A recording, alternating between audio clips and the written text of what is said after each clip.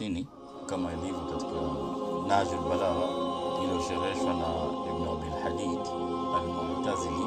Anasema Imam amesema neno haya Imam Ali alayhi salam, hatta idha qabada Allahu rasulahu ja'a qaumun 'ala al-a'qab, mpaka pale Mwenyezi Mungu pomuita mtume wake baada ya kumfisha mtume wake, raja'a qaumun 'ala al-a'qab, watu walirejea kwa visigino vyao, yani watu waliacha dini wakaidharau dini na wengine wakatoka katika dini. Maneno haya ambayo Imam Ali alayhi salam ameyasema katika Nahjul Balagha yanathibitishwa na aya nambari 144 ya surati Ali Imran inayosema, wama Muhammadun illa rasul qad khalat min qablihi ar-rusul afa in mata aw qutila inqalabtum ala a'qabikum waman yanqalibu ala aqibaihi falan yadhurra Allah shay'a wasayajizi Allahu shakirin. Kuonyesha kwamba Muhammad hakuwa isipokuwa ni mtume, na mitume kama yeye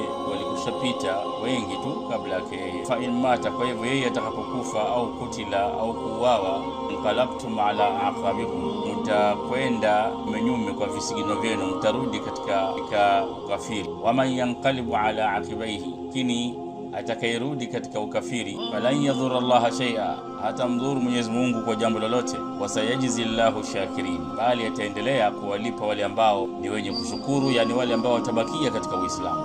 Aya hii ni katika aya ambazo zilitabiri kutokea kengeuka kwa baadhi ya watu kurudi katika dini zao za asili na kubakia katika ukafiri, na wengine kuendelea na Uislamu. Imam anayazungumza haya katika Nahjul Balagha, anatupa history ya yale yaliyotokea, kisha kwamba Imamu hakunyamaza katika kudai haki yake, hakunyamaza kutuhadithia yale yaliyotokea baada ya mtukufu Mtume sallallahu alayhi wa alihi wasallam kuondoka. Akasema hatta idha qabada Allahu rasulahu, mpaka pale Mwenyezi Mungu alipomchukua mtume wake, raja'a qaumun 'ala al-a'qab, watu wakarejea kwa visigino vyao, wakarudi nyuma kwenye imani zao za asili. Waghalatuhum as-subulu, maana yake ahlakahum ikhtilafu al-ara wal ahwa, yani wakaangamizwa na rai zao na matamanio yao. Kwa hivyo waghalatuhum as-subulu, wakaangamia katika kufata njia mbalimbali. Subulu jam'u sabil, wattakalu 'ala al-walaiji, wakategemea hizo al-walaiji ambayo ni jam'u walijatun wa hiya al-bitanatu yattakhidhuha al-insanu li nafsihi,